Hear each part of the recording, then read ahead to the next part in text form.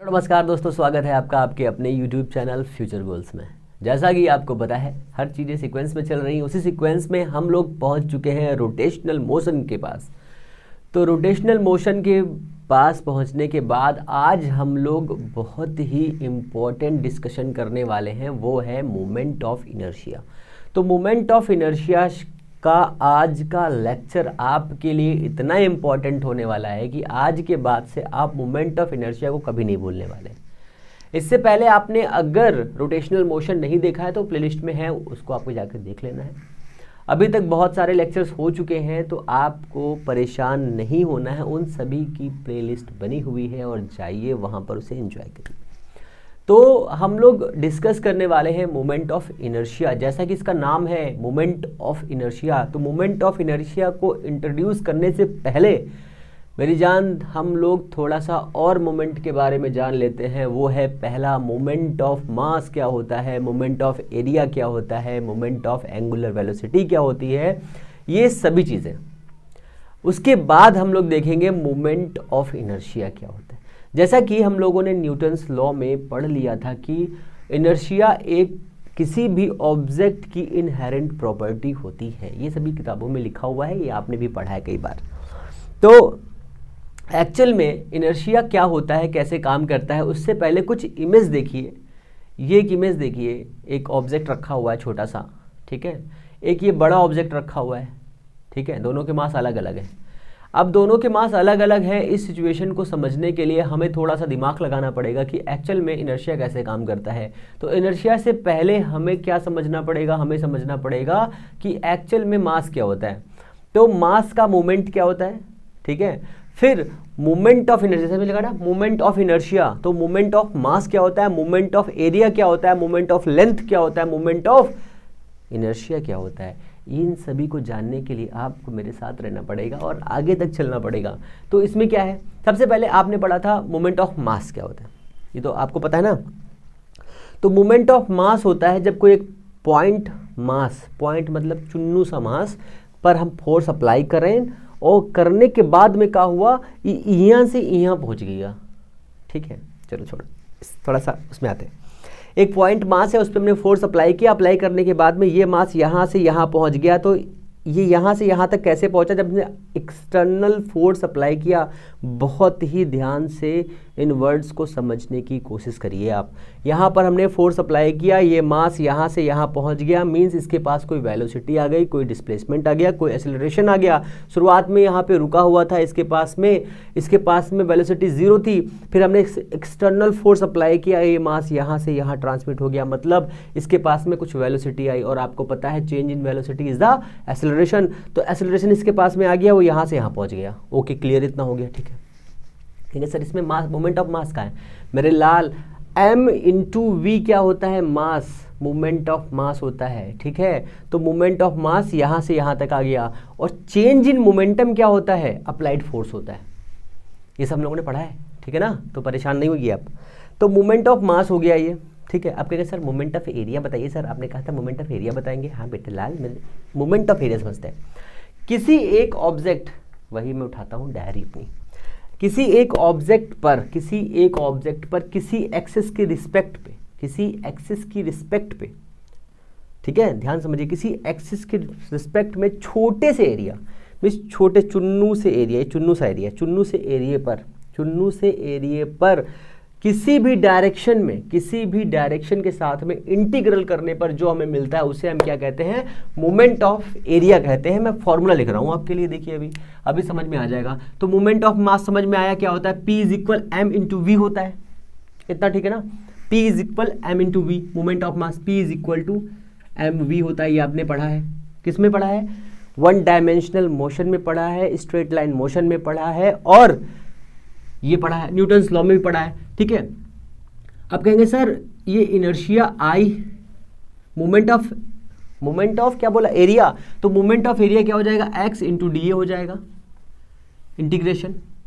अब moment of inertia क्या होगा, मोमेंट ऑफ इनर्शिया हो जाएगा r स्क्वायर डी एम, तीनों हो गए, moment of mass, moment of area, moment of inertia, ठीक है ना। मोमेंट ऑफ लेंथ निकालनी हो तो कैसे निकाल सकते हैं, यहाँ पे लिखेंगे ओनली x, यहाँ पे लिखेंगे cm, काम खत्म। तो ये हमारा इतना हो गया, इसकी कोई ज़रूरत नहीं है, ठीक है। ये हमारे इतने मोमेंट हैं। अब एक्चुअल में मोमेंट का मतलब क्या है, ठीक है, मोमेंट ऑफ इनर्शिया का मतलब क्या है, कैसे हम डिफाइन करें कि ये इनर्शिया क्या है, एक्चुअल में क्या है, क्योंकि ये तो वर्ड्स में समझ में आ रहा, हाँ इनर्शिया हो गया।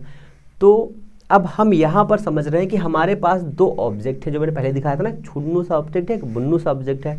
छोटे वाले ऑब्जेक्ट का एक चुन्नू सा ऑब्जेक्ट है, मान लीजिए चुन्नू सा ऑब्जेक्ट, इस चुन्नू वाले ऑब्जेक्ट का मास है m, ठीक है, और ये बुन्नू वाले मास का मास है m1, इस m2 m1, ठीक है ना, m2 m1 मास है दोनों का अलग अलग। अब इसके पास में है m1 मास, इसके पास में है m2 मास। ओके, इतना क्लियर है। ओके, हमने यहाँ पर एक फोर्स अप्लाई किया 10 न्यूटन का, सर ओके कर दीजिए अप्लाई। ये हमने किया 10 न्यूटन का फोर्स अप्लाई, यहाँ पर भी किया 10 न्यूटन का फोर्स अप्लाई, ठीक है। दोनों जगह पर हमने 10 न्यूटन का फोर्स अप्लाई किया और चेक किया कि ये इस वाली पोजीशन से इन्नू डिस्प्लेसमेंट होता है, और ये भाई साहब डिस्प्लेस ही नहीं होते, मतलब अपनी जगह पर रुके हुए हैं, मतलब कह रहा मैं नहीं जाऊंगा कहीं पे, मेरे पास बहुत है पैसा। ये इतना डिस्प्लेस हुआ s।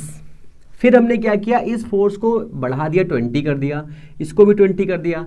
20 करने के साथ में हमने देखा ये वाला भैया जो यहाँ पहुँच गया, ये वाला पॉइंट जो यहाँ पर था, ये वाला मास स्लिप होके यहाँ पहुँच गया और ये चुन्नू सा डिस्प्लेस हुआ, मतलब ये यहाँ से थोड़ा सा खिसक गया, यहाँ तक आ गया चुन्नू सा, ठीक है। अभी भी हमारा मन नहीं भरा था, तो हमने क्या किया, हमने इस पर फोर्स की वैल्यू और बढ़ा दी, हमने कर दिया 100 न्यूटन, इसको भी कर दिया 100 न्यूटन। तो ये क्या हुआ, ये हवा में उड़ने लगा, मीन्स बहुत तेज से चल गया, यहाँ से वहाँ तक पहुँच गया, और ये वाला कितना स्लिप हुआ, ये यहाँ तक आ गया, ठीक है। अब कहेंगे सर ये आप बता क्या रहे हैं, ये क्या मजाक चल रहा है क्या? नहीं बेटे लाल, यहाँ पर समझो मैं ये बता रहा हूँ कि जिसके पास में ज़्यादा मास होगा, जिसके पास में ज़्यादा मास होगा उसके पास में ताकत ज़्यादा होगी। कौन सी ताकत ज़्यादा होगी? अपोज करने की ताकत। शुरुआत में देखो मैंने इसके पास 10 न्यूटन फोर्स अप्लाई किया, ये इतना स्लिप हुआ, ये स्लिप ही नहीं हुआ, मीन्स इसकी ताकत कम थी, इसके पास जो ताकत थी वो ताकत थी कम और इसके पास ताकत थी ज़्यादा, ठीक है।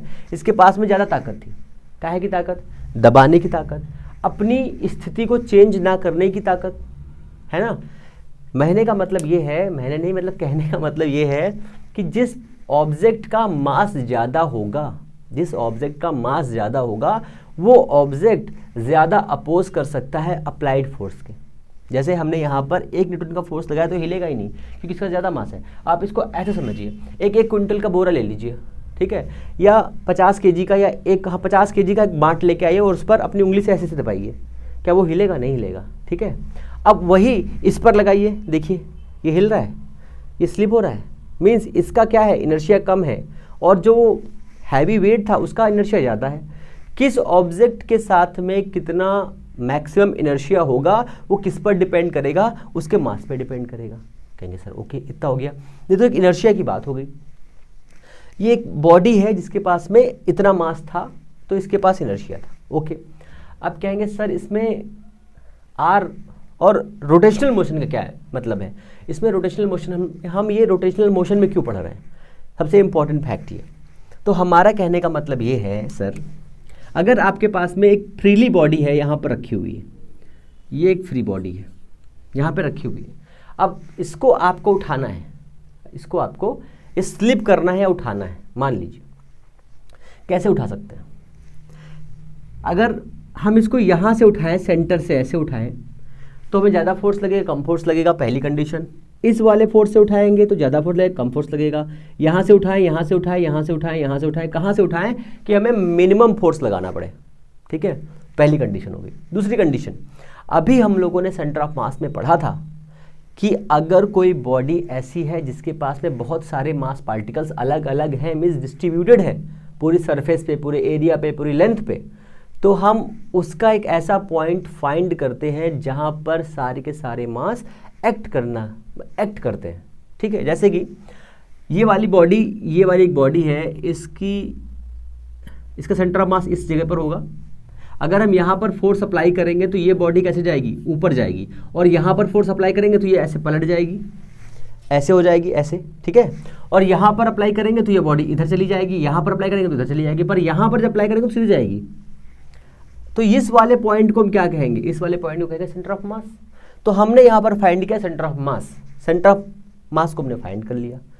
अब सेंटर ऑफ मास को फाइंड करने के बाद हम क्या करेंगे, तो हम करेंगे यहाँ पर इसकी डिस्टेंस कवर करेंगे, परपेंडिकुलर डिस्टेंस सभी पार्टिकल्स की। देखिए ये वाला भी सभी पार्टिकल्स हो गए, ये वाला पार्टिकल हो गया, और इसको हमने ऐसे मिला दिया, ये वाला पार्टिकल हो गया, सभी पार्टिकल अलग अलग हो गए।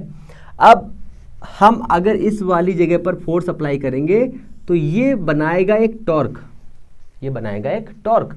उस टॉर्क का फायदा कहाँ मिलेगा, इनर्शिया में मिलेगा, इनर्शिया में टॉर्क का फायदा मिलेगा। सर ये क्या हो रहा है, ठीक है। तो यहाँ पर आपको ये समझना है कि ये एक मास है जो सेंटर ऑफ रोटेशन से, सेंटर ऑफ रोटेशन से कुछ पॉइंट की दूरी पर है, कुछ पॉइंट की दूरी पर है। तो मोमेंट ऑफ मास क्या कहलाएगा, तो मोमेंट ऑफ मास नहीं, सॉरी, मोमेंट ऑफ इनर्शिया क्या कहलाएगा, तो moment of inertia, moment of inertia कहलाएगा क्या, sigma, sorry integration, integration of whole surface mass. यहाँ पर जितने भी मास फैले हुए हैं सभी का इंटीग्रेशन ले लीजिए आप भाई साहब, ठीक है। फिर क्या कहेंगे, जितनी इनकी डिस्टेंस है परपेंडिकुलर तो टॉर्क बना सकती है, उसका, उसकी डिस्टेंस का रेडियस का स्क्वायर कर दीजिए और इसको ऐसे कर दीजिए, तो क्या बन जाएगा, हमारा बन जाएगा मोमेंट ऑफ इनर्शिया, ठीक है। अब कहेंगे सर मोमेंट ऑफ इनर्शिया तो हम लोग पढ़ रहे थे, पर यहाँ पर आप फोर्स की बात कर रहे थे, बिल्कुल फोर्स की बात कर रहे थे। Force upon acceleration is equal to mass होता है, ये हम लोगों ने कहाँ पढ़ा था, ये हम लोगों ने पढ़ा था स्ट्रेट लाइन मोशन में। बट यहाँ पर भी हम लोग यही पढ़ेंगे, ज़्यादा फोर्स अप्लाई करेंगे ज़्यादा एक्सेलरेशन होगा, वही उसका मास होगा, ठीक है। इस वाले मास को हम क्या कहेंगे, मोमेंट ऑफ इनर्शिया कहेंगे। इनर्शिया एक ऐसी प्रॉपर्टी है किसी भी बॉडी के पास में, एक ऐसी प्रॉपर्टी जो उस पर अप्लाइड फोर्स का अपोजिशन करती है, बस यही आप याद रखिए। अपोजिशन करने के साथ में इसका एक फॉर्मूला बनाना था, तो हमने फॉर्मूला दिया, dmr² बना दिया। इसकी जगह पर अगर एक बॉडी हमारे पास ऐसी दी हुई है और इसके पास बहुत सारे पार्टिकल है, कौन से पार्टिकल, मास पार्टिकल अलग अलग डिस्ट्रीब्यूटेड है, ये देखिए यहाँ पर, यहाँ पर, यहाँ पर। तो इस सेंटर से सभी डिस्टेंस ले लो, r1, r2, r3, r4 और ये r5, ठीक है। तो यहाँ पर क्या बनेगा, सिग्मा m1 r1² प्लस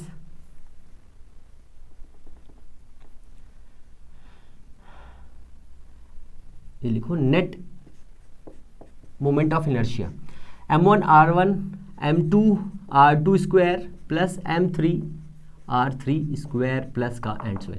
मतलब बहुत सारे पार्टिकल्स हो तो उन्हें हम ऐसे करके मोमेंट ऑफ इनर्शिया को फाइंड कर सकते हैं। मोमेंट ऑफ इनर्शिया को फाइंड करने का मतलब ये है कि हम ऐसी जगह पर से मोमेंट ऑफ इनर्शिया को फाइंड करते हैं जो उसके सेंटर ऑफ रोटेशन से जाती है या एक्सेस से जाती है।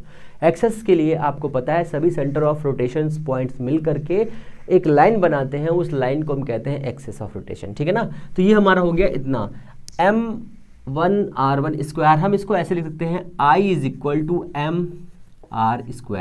यहाँ पर r क्या है, जहाँ से एक फिक्स पार्टिकल, इसको हम RCM भी लिख सकते हैं, इसको हम RCM भी लिख सकते हैं, हालांकि इसकी कोई ज़रूरत नहीं है, हमें इससे कोई मतलब भी नहीं है, ठीक है। ये हो गया हमारा इतना, तो ये हो गया हमारा मोमेंट ऑफ इनर्शिया। तो मोमेंट ऑफ इनर्शिया के लिए आप क्या याद रखेंगे कि किसी भी ऑब्जेक्ट के पास में एक ऐसी प्रॉपर्टी होती है, किसी भी ऑब्जेक्ट के पास में एक ऐसी प्रॉपर्टी होती है, इनहेरेंट प्रॉपर्टी होती है जो उस पर अप्लाइड फोर्स को, उस पर लगने वाले फोर्स को हमेशा अपोज करती है, ठीक है। पहली कंडीशन, अगर वो किसी डायरेक्शन में जा रहा होगा तो उस डायरेक्शन को भी अपोज कर देगी, ठीक है ना। ऐसे भी कह सकते हैं। Plus moment of mass linear में पढ़ते हैं हम लोग, इसमें क्या पढ़ेंगे, रोटेशनल मोशन में मोमेंट ऑफ इनर्शिया पढ़ेंगे, ठीक है। कैसे पढ़ेंगे, अगर यहाँ से मैं मोमेंट ऑफ मास निकालूं, अगर मोमेंट ऑफ मास, तो मोमेंट ऑफ मास क्या हो जाएगा, mr हो जाएगा, ठीक है। और इस mr मास की रिस्पेक्ट के लिए हम मान लेते हैं कि यहाँ से एक रोटेशन पॉइंट है जिससे ये r डिस्टेंस पर है, तो यहाँ से क्या आ जाएगा, mr² आ जाएगा। ये क्या बनाएगा आप, ये बनाएगा I क्या है यहाँ पर, I क्या है, I यहाँ पर मास की तरह एक्ट करेगा, और लीनियर मोशन में मास की तरह एक्ट कौन कर रहा था, m, और यहाँ पर रोटेशनल मोशन में मास की तरह कौन एक्ट करेगा, इनर्शिया I, ठीक है ना। सभी बॉडीज़ की इनर्शिया अलग अलग होती है, उनकी एक्सिस की रिस्पेक्ट में, वो सभी अभी हम लोग फाइंड करेंगे। इतना हो गया। अब कहेंगे सर यहाँ पर मोमेंट ऑफ इनर्शिया की तो बात हो गई, क्या हम इसको I1 I2 कह सकते हैं, इस वाले ऑब्जेक्ट को I1, इसको I2, इसको I3 कह सकते हैं, बिल्कुल कह सकते हैं। अगर हमारे पास कोई एक ऑब्जेक्ट इस टाइप से है, उस ऑब्जेक्ट के बहुत सारे मास ऐसे दिए हुए हैं और ये है उसकी एक्सेस जहाँ से रोटेट हो रहे हैं, तो ये इसका हो गया R1, ये हो गया इसका R2, ये हो गया इसका R3 और ये हो गया इसका R4 और ये हो गया R5। ठीक है, इन सभी को ऐड करके हम ऐसा बना सकते हैं। ठीक है ना, ये हो गया आपका moment of inertia. Moment of inertia क्या होता है? इनहेरेंट प्रॉपर्टी होती है किसी भी ऑब्जेक्ट की, तो ये आपको याद रखना है। दूसरी बात ये भी याद रखना है कि अगर कोई एक बॉडी है तो उस बॉडी के पास में जितने भी मास पार्टिकल होंगे वो सेंटर ऑफ रोटेशन से निश्चित रेडियस पर नहीं, अलग अलग रेडियस पर होंगे। और अगर बॉडी रोटेट कर रही है तो एक फिक्स रेडियस को लेकर के वो वाला पॉइंट रोटेट होगा, पॉइंट ना कि पूरी बॉडी। ठीक है, इतना याद रखिए। ये हो गया इतना। अब चलते हैं हम लोग डिस्ट्रीब्यूशन ऑफ मास पे। तो डिस्ट्रीब्यूशन ऑफ मास क्या होता है? सबसे पहली बात, डिस्ट्रीब्यूशन ऑफ मास को समझने से पहले हम लोगों को समझना पड़ेगा कि किसी भी बॉडी पर मास कैसे काम करता है। ठीक है, अगर हमारे पास कोई एक बॉडी है, ठीक है, बॉडी है, ओके। अब उस बॉडी के पास में मास है 10 kg, सपोज करिए। अब 10 kg मास के साथ में, 10 kg मास के साथ में क्या है? उसकी रेडियस भी है और उसके पास लेंथ भी है, विड्थ भी है, वॉल्यूम भी है, सभी चीज़ें हैं। तो सबसे पहले हम लोग डिस्कस करेंगे कॉन्टिन्यूअस मास पे। कहेंगे सर ये क्या होता है? कॉन्टिन्यूअस मास, फिर इसी से बनेगा continuous distribution of mass of inertia. ठीक है, मोमेंट ऑफ इनर्शिया। ये हो गया इतना। अब इसको हटाइए पहले। तो इससे पहले हम लोग क्या डिस्कस करेंगे? कॉन्टिन्यूअस मास क्या होता है। तो कॉन्टिन्यूअस मास को समझने से पहले आपको पढ़ना पड़ेगा मास का डिस्ट्रीब्यूशन। ठीक है, किसी एक बॉडी के पास में एक मास है, मान लीजिए 10 किलोग्राम का उसके पास में मास है, 10 kg का। तो मैं लिख रहा हूँ यहाँ पे मास डिस्ट्रीब्यूशन। मास डिस्ट्रीब्यूशन, ठीक है। पहला कौन सा होगा? लीनियर। फिर दूसरा कौन सा होगा? एरियल। फिर तीसरा कौन सा होगा? वॉल्यूम। ठीक है, ये 3 टाइप के डिस्ट्रीब्यूशन होंगे। ठीक है, डिस्ट्रीब्यूशन, डिस्ट्रीब्यूशन, डिस्ट्रीब्यूशन। ठीक है, कैसे होंगे? अब सपोज करिए फिर से एक बार, आपके पास में ये एक पतली सी रॉड है, पतली सी रॉड है। ये कितनी लंबी है? माना हमने 10 मीटर की लंबी ये रॉड है। ठीक है सर, 10 मीटर की लंबी रॉड है और इस पर 10 किलोग्राम का, ये 10 किलोग्राम की है। ठीक है, यहाँ पे समझिए इसको, बहुत ही ध्यानपूर्वक समझिए। ये हमारी एक रॉड है पतली सी, इसका नाम है ABD। ठीक है, और इसके पास एक मास है, मतलब ये कितनी भारी है? वो है 10 kg की, 10 kg की वेट है ये। और इसकी लेंथ कितनी है? 10 मीटर है। तो हमने कहा सर बताइए कि इसमें 1 मीटर लेंथ का मास कितना होगा इस रॉड का। मीन्स 10 सेंटीमीटर की ये है और इसका भार कितना है? 10 किलोग्राम। तो एक का भार कितना हो जाएगा बताइए? तो कहेंगे सर वेरी सिंपल, 1 kg। कैसे निकाला? भाग करके। तो देखो, अगर हम इसके 10 टुकड़े कर दें, ठीक है, ये 2 टुकड़े हो गए, 3 हो गए, 4 हो गए, 5 हो गए, 6, 7, 8, 9, 10 टुकड़े हो गए। तो इसकी लेंथ कितनी हो गई? इसकी लेंथ हो जाएगी कितनी? 1 मीटर। और इस पर कितना वेट आएगा? 1 मीटर, सॉरी 1 kg। अब 1 kg 1 metre, 1 kg 1 metre, 1 kg 1 metre, ऐसे जोड़ देंगे तो कितना हो जाएगा? ये DM, मतलब 1 kg 1 kg 1 kg 1 kg 10 बार जोड़ दिया, कितने हो गए? 10। इसे ही कहते हैं कॉन्टिन्यूअस मास। ठीक है ना। तो ये यहाँ से लेकर छोटे छोटे मासों को जब हम ऐड कर देंगे तो वो क्या बनाएंगे? Total mass. छोटा सा मास लिया, उसको जोड़ दिया ऐसे करके, क्या बन गया? Total mass. अब ये लेंथ हो गई।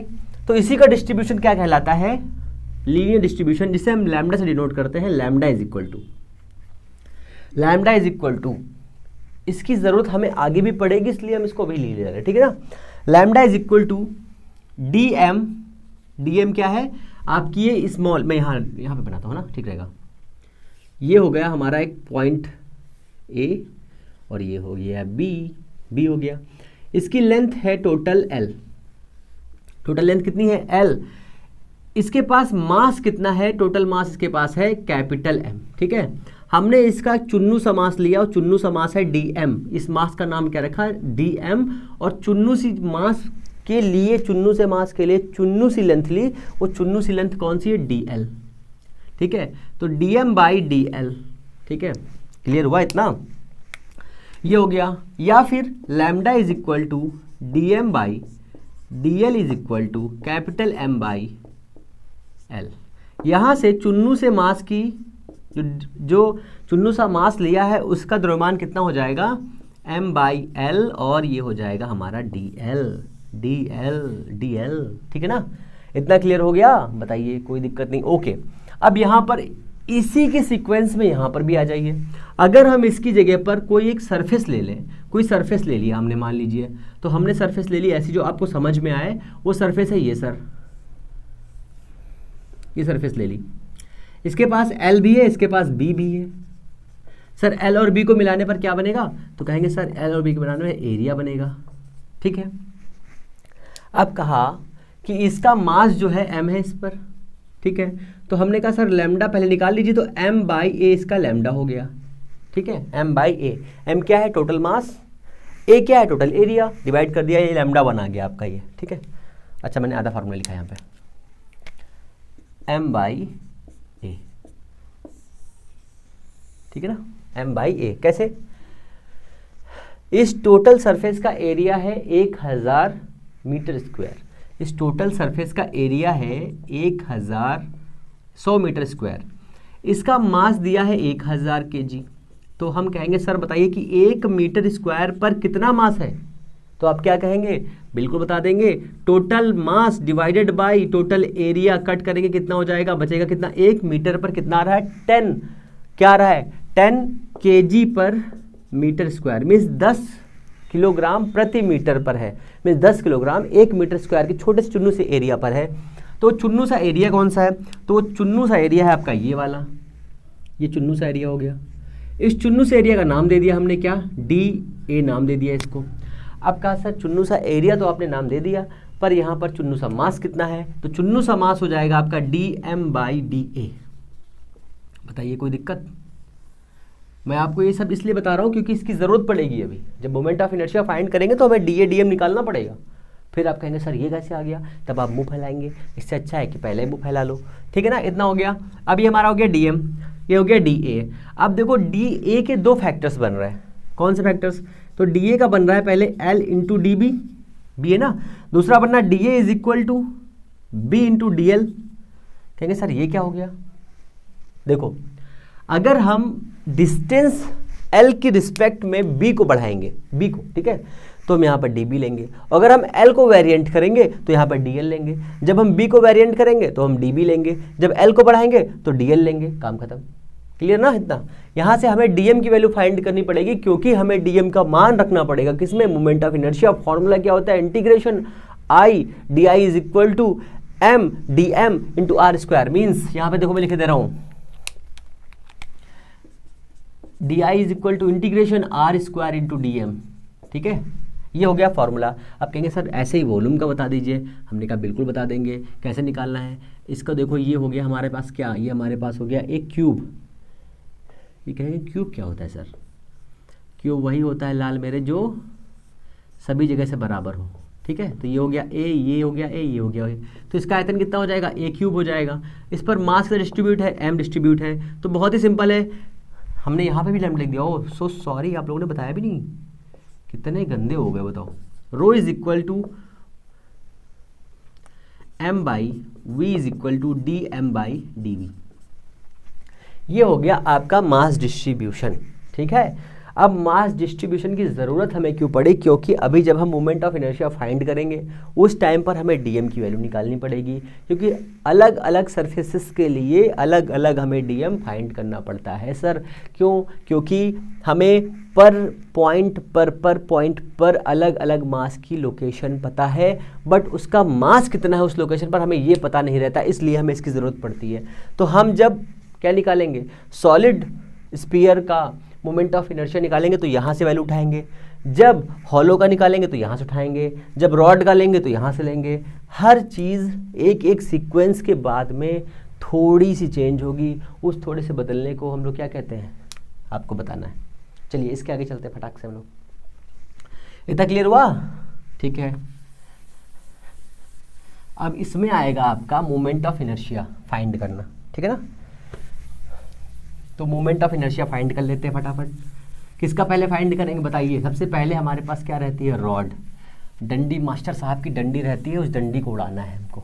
सभी को उड़ा दो एक लाइन से, ठीक है ना। डंडी से सबको उड़ा दो, फिर कर दो लाइट, कर दो बंद।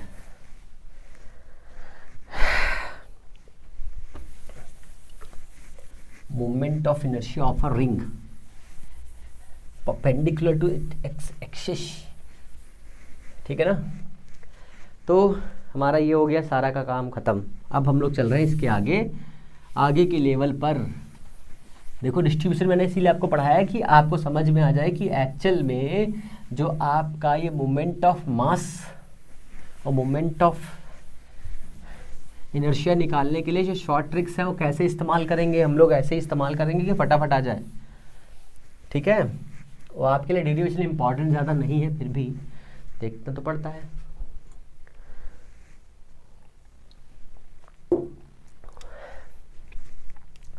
तो कॉन्टिन्यूअस मास डिस्ट्रीब्यूशन, ठीक है, या मोमेंट ऑफ इनर्शिया कॉन्टिन्यूअस कैसे निकालते हैं? हमारे पास एक रिंग है, रिंग के 2-3 शेप हैं, उन्हें समझ लो पहले।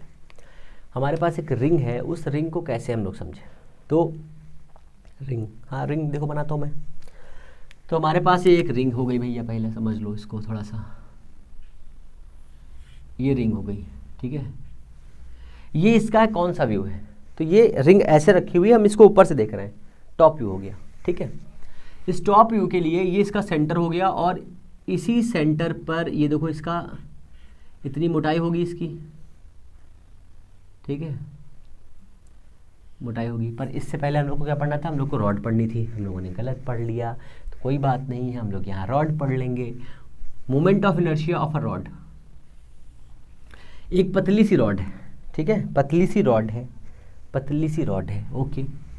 और इस रॉड के 2 पॉइंट्स हैं, point A point B, point A point B, ठीक है ना। इस पॉइंट का ये सेंटर पॉइंट है, और यही है इसकी एक्सेस, यही है इसकी एक्सेस, ठीक है। इसी एक्सेस की रिस्पेक्ट में ऐसे चुनचुना के घूम रहा है, चुनचुना के घूम रहा है, चुनचुना के घूम रहा है, ठीक है। फिर कहेंगे सर ओके घूम रहा है, कोई बात नहीं है, मान लिया घूम रहा होगा, ओके। तो कहेंगे सर इसकी लेंथ कितनी है? तो हमने कहा भैया 2 मीटर की लेंथ है, 2 मीटर की लेंथ है, 2 मीटर की लेंथ हो गई। कहा सर इसका मास कितना है? तो हमने कहा बेटा मेरे लाल इसका मास है m, ठीक है। अब कहेंगे सर इसका चुन्नू सी लेंथ कितनी है? चुन्नू सी लेंथ है इसकी dl, और चुन्नू सा मास कितना है? dm। बस लगा दो फॉर्मूला, कौन सा? मास डिस्ट्रीब्यूशन का। Lambda is equal to dm by dl is equal to m by l। बताओ कोई दिक्कत? हमें किसकी वैल्यू चाहिए? dm की चाहिए। क्यों? अभी बता रहा हूँ, dm is equal to m by l dl। अब moment of inertia of a continuous mass तो कितना हो जाएगा? D I is equal to integration क्या रखेंगे? यहाँ रखेंगे चुन्नू से मास के लिए कितना? एल स्क्वायर, ठीक है। चुन्नू से मास के लिए कितना रखेंगे? एल स्क्वायर, और कितना रखेंगे? डी एम, ठीक है। अब डी एम की वैल्यू उठा के यहाँ रख दो। डी एम वो वाला डी एम उठा के तो नहीं रखना है डी एम को, पागल हो गया? डी एम को कैसे रख दोगे? अच्छा अब वैल्यू रख दिया, बट अभी एक कंडीशन बाकी है। अच्छा कितनी से कितनी लिमिट? देखो ये चुन्नू से हमने लेंथ लिया है, चुन्नू सा लेंथ dl। अब देखो ये इधर ये एक्सेस है, ये इधर जाएंगे तो प्लस l/2 हो जाएगा, इधर आएंगे तो माइनस l/2 हो जाएगा। दोनों का सम करेंगे कितना हो जाएगा? l हो जाएगा। बहुत ही सिंपल है। तो माइनस l/2 से प्लस l/2 तक आप इंटीग्रेट कर दीजिए इसको। तो अब यहाँ पर भी dm की वैल्यू भी रखनी है हमें, तो ये हो जाएगा हमारा कैसा? इंटीग्रेशन l/2 प्लस का l/2 L square, D M कितना रखना है? m बाई एल और डी एल। अब इसको बढ़ा दीजिए, देखो ये कांस्टेंट है, इसको बाहर फेंक दीजिए साइड में, ये हो गया इतना। अब ये जाएगा एल स्क्वायर, यहाँ जाएगा डी एल, यहाँ जाएगा माइनस का l/2, यहाँ जाएगा प्लस का l/2। अब बच्चा जानता है क्या कि अब शाहरुख खान आने वाला है। तो ये हो जाएगा एक्स स्क्वायर डी एक्स क्या होता है, एक्स क्यूब बाई 3 होता है, तो यहाँ पे रख दो। अब इसकी जब वैल्यू रखो तो हो जाएगा कितना, एम बाई एल, ये हो जाएगा कितना, ये हो जाएगा आपका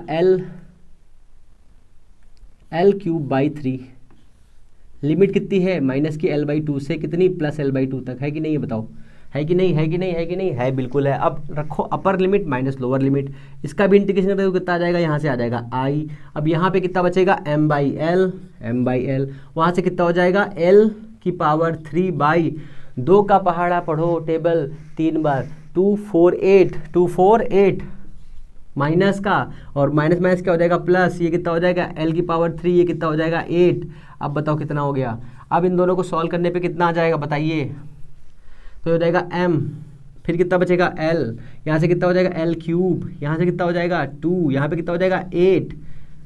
ओह it's my mistake sir, here is 3 and this उडिंग क्या हो जाएगा, दिस एंड दिस उडिंग, ये हो जाएगा m l square by 12। Oh my God, oh my goodness, ये हो गया हमारा क्या फॉर्मूला, i is equal to this. ये क्या आया है, किसकी रिस्पेक्ट में है, ये एक्स एक्स की रिस्पेक्ट में है। अब यहाँ पर एक्स एक्स कहाँ है, अब ये भी कंडीशन है। देखो अगर रॉड को ऐसे रखेंगे तो ये इसकी एक्सेस हो गई, ये ऐसे घूम रहा है भाई साहब, ठीक है। अगर इसी रॉड को यहाँ से ना घुमा के यहाँ से घुमा दे, कहाँ से घुमा दे, तो हमने कहा भैया यहाँ से नहीं हम घुमाएंगे, हम इसी को पॉइंट को पकड़ के ऐसे घुमाना चाहते हैं। अब ये कैसे घूम रही है, ऐसे घूम रही है, ठीक है। अब ये पूरी की पूरी ऐसे घूमेगी, ऐसे करके घूम के आएगी, मतलब ये ऐसे घूम के आएगी, मीन्स आपकी तरफ से देखो ये ऐसे घूम के आएगी। इसको फिक्स कर दिया, हिंज कर दिया हमने। फिक्स करने के बाद में क्या करेंगे, तो लिमिट कितनी हो जाएगी, बस ये समझ लीजिए, बाकी तो खेल आप कर ही लेंगे क्योंकि आप तो खेलने वाले हैं। ये हो जाएगा एल, 0 से एल लिमिट कर दीजिए, बाकी खेल इतना ही रखिए। तो 0 से एल करने के बाद में कितना हो जाएगा, ऊपर वाला साफ कर देता हूँ, है ना, ये वाला साफ कर दे रहा हूँ, यहीं पे आ जाएगा। 0 से एल लिमिट कर दो, बस हो गया खेल।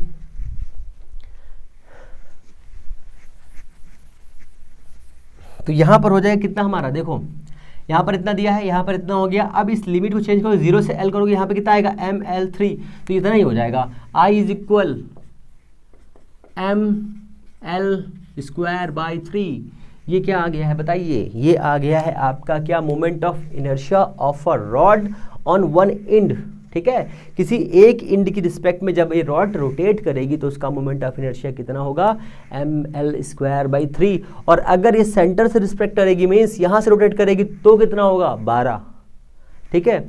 अब यहाँ से देखो क्वेश्चन बनाने वाले के दिमाग देखो क्या कर दिया उसने कहा कि एक रॉड है, यहाँ से रोटेट हो रही है सेंटर ऑफ मास से, दूसरी रॉड एक इंड से रोटेट हो रही है, दोनों के बीच में रिलेशन कितना बता दीजिए। तो कहेंगे सर वेरी सिंपल, कैसे कर सकते हैं, इसको देखो मेरे लाल। अब देखो कितना हो जाएगा, अच्छा ये भी एक्स एक्स है बट ये दूसरा है एक्स एक्स, तो हमने क्या किया, M L square by 3 into 1/4 is equal to I X X, ठीक है ना। अब इसकी वैल्यू कितनी है, चुन्नू सा x x into 4 x x, ये क्या है, ये है वन एंड, और ये क्या है, ये है सेंटर ऑफ मास। दोनों का रिलेशन भी समझ लीजिए, एक ही साथ एक तीर से दो निशाने, ठीक है ना। अब आगे चलिए फटाफट, कितना क्लियर हो गया ना। वही रिंग जिसका फैक्ट क्या है, आपको किसी को देना है रिंग, वही वाली।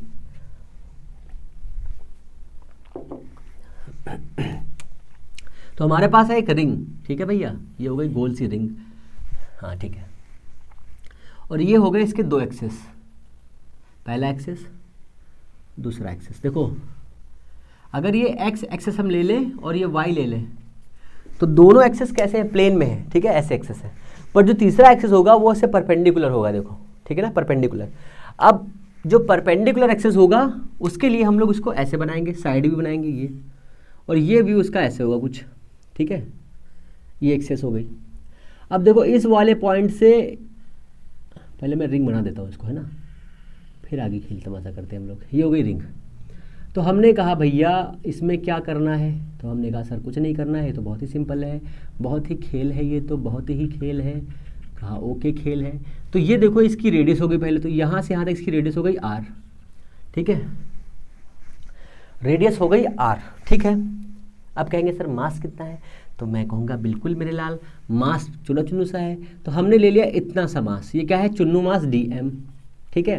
फिर कहेंगे सर इसमें dm आपने लिया है, मज़ा नहीं आ रहा है। तो देखो यहाँ पर मास नहीं है, यहाँ पर मास नहीं है, यहाँ पर कहीं पर बीच में मास नहीं है, सिर्फ एक पॉइंट मीन्स आर रेडियस जैसे स्टार्ट हो रही है उसी रेडियस पर मास डिस्ट्रीब्यूटेड हो गया है। तो सारे डीएम को जोड़ देंगे।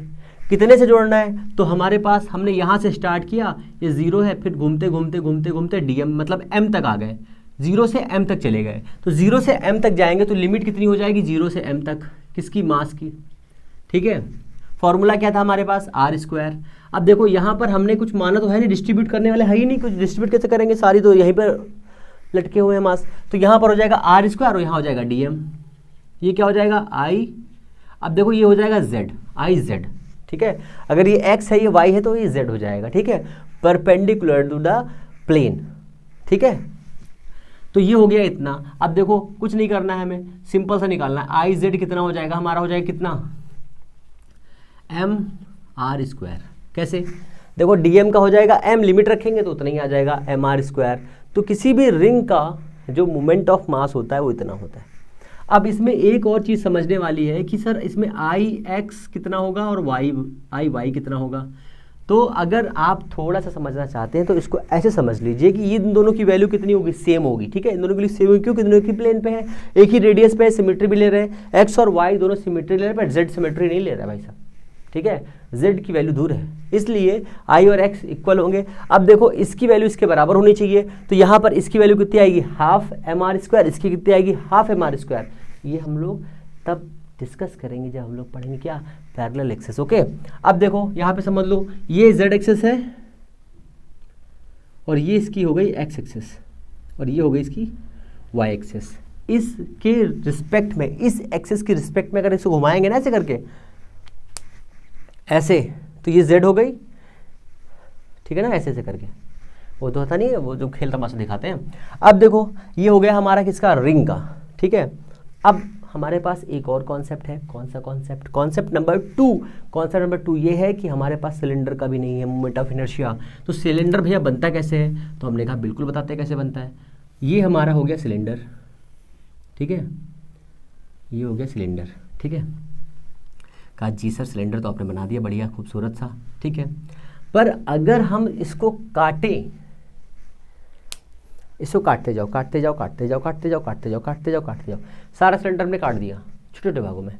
जब हम छोटे छोटे भागों में सिलेंडर को काट देंगे, इस वाले पॉइंट से इस वाले पॉइंट तक, ऐसे ऐसे ऐसे ऐसे ऐसे, ये सारे हम काटते जा रहे हैं इसको, ये हमने सब काट दिया, ठीक है। काटने के बाद हमें क्या मिलेगी, ऊपर की रिंग, नीचे की रिंग, सारी रिंग्स मिलेंगी। मतलब क्या है, हम अगर कई रिंग्स को आपस में जोड़ दें, ये एक रिंग हो गई, फिर ये दूसरी रिंग हो गई, तीसरी रिंग हो गई, चौथी रिंग हो गई, ये हो गई पांचवी रिंग, छठी रिंग, सातवीं रिंग, आठवीं रिंग और 9 रिंग।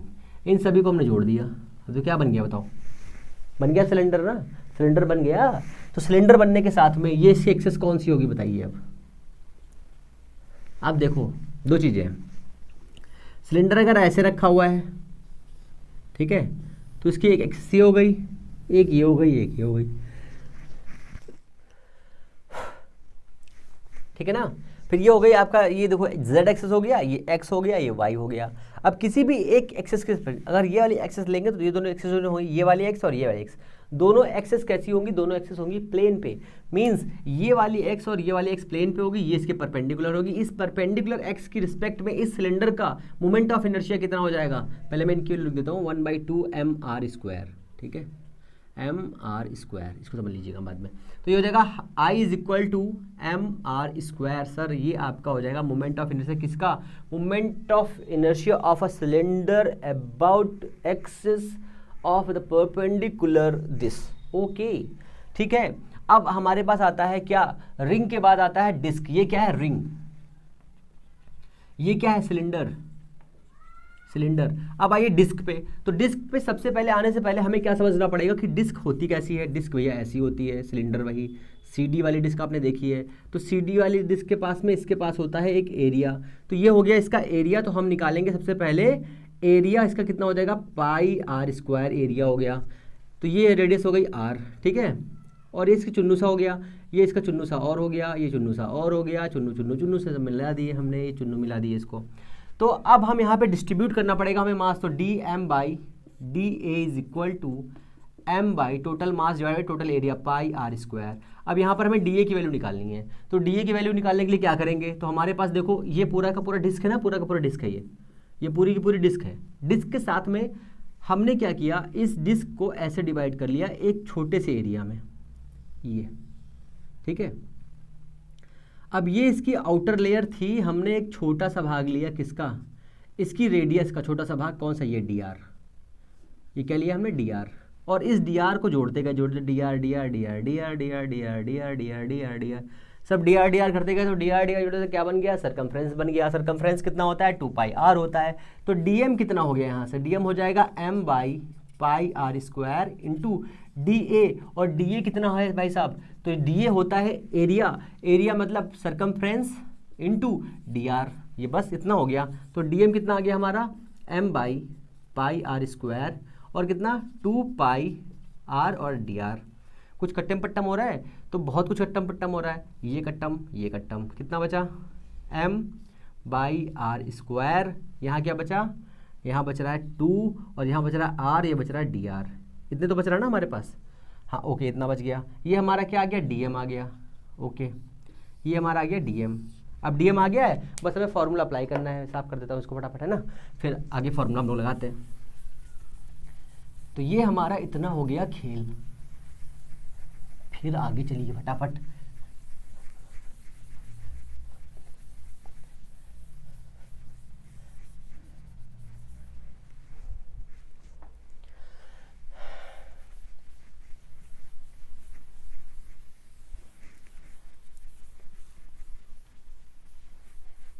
ओके इतना हो गया।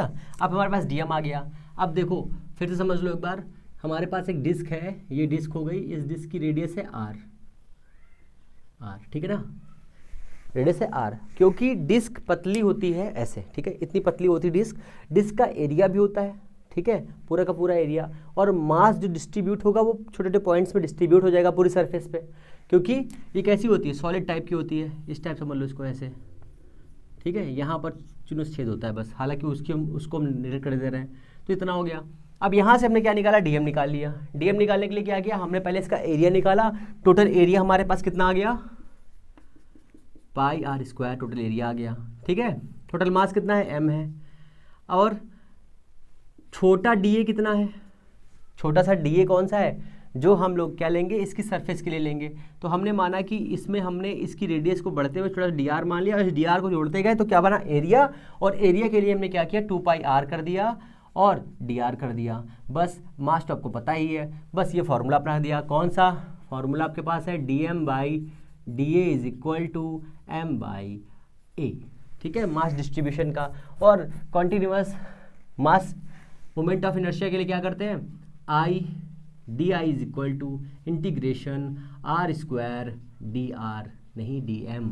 तो डी एम की वैल्यू रख दीजिए, आर की वैल्यू रखी हुई है पहले से ही, तो इंटीग्रेशन आर स्क्वायर कितना रखना है बताइए, 2m देखिए क्या लिखा हुआ, 2m by R square R D R, ठीक है ना।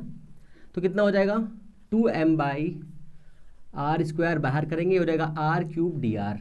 अब कहेंगे सर लिमिट कहाँ है इसमें, तो मेरे लाल लिमिट है ना 0 से r तक। कहेंगे सर 0 से r तक लिमिट क्यों ली, तो देखो यहाँ से स्टार्ट करेंगे छोटे छोटे गोले बनाने, ठीक है, तो 0 से लेके r तक तो जाएंगे ना, तो 0 से r हो जाएगा बस integration 2m by R square, इसका इंटीग्रेशन हो जाएगा कितना, r 4/4, ठीक है ना। कैसे समझ लो, 3 है x की power n dx is equal to X N plus 1 by N plus 1 plus C, ये होता है फॉर्मूला, मेरे लाल इतना याद रखो। और 0 से r तक मैंने लिमिट भी रख दी है, इसको हटा दो बस। अब आपको वैल्यू सॉल्व करनी है, तो 2m by R square is equal to r4/4।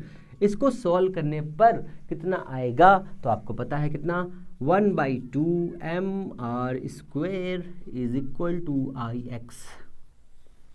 बताइए कोई दिक्कत, कोई दिक्कत नहीं। अच्छा ये किसकी रिस्पेक्ट में निकाला ये बता दीजिए, चलिए तो देखो यहाँ पे समझने वाली बात, फिर से समझ लो एक बार, ये इस प्लेन की रिस्पेक्ट में निकाला है, ठीक है, परपेंडिकुलर, ठीक है, इस प्लेन की रिस्पेक्ट के परपेंडिकुलर में निकाला है। अब इसमें जो ए एक्स होगा, जो वाई होगा, एक्स और वाई जो होगा वो दोनों इक्वल होंगे, ये भी याद रखिए। तो यहाँ पर ये हमने निकाला है जेड, तो ये जो हमने यहाँ बताया ना, ये वाला एक्स, ये वाई और वाई हो गया, ये एक्स हो गया, तो आई एक्स और I Y, I X X is equal to I Y Y, कितना आएगा इन दोनों की वैल्यू 1/4 mr²। यहाँ पे कितनी आई है 1/2 mr²। ये आपका क्या हो गया, डिस्क हो गया, ये हो गया आपका रिंग और डिस्क, रिंग और सिलेंडर। इसके आगे हम लोग अब देखेंगे moment of inertia of a solid sphere, hollow sphere, फिर आपका कोन, फिर आपका रेक्टेंगुलर, फिर एक ट्राइंगल, इन सभी का मोमेंट ऑफ इनर्शिया हम लोग देखेंगे। अगर आपको चीज़ें पसंद आई हैं तो प्लीज़ चैनल को लाइक शेयर सब्सक्राइब करें, अपना प्यार ऐसे ही देते रहे। हम लोग मिलेंगे नेक्स्ट वीडियो में, तब तक के लिए नमस्कार, जय हिंद।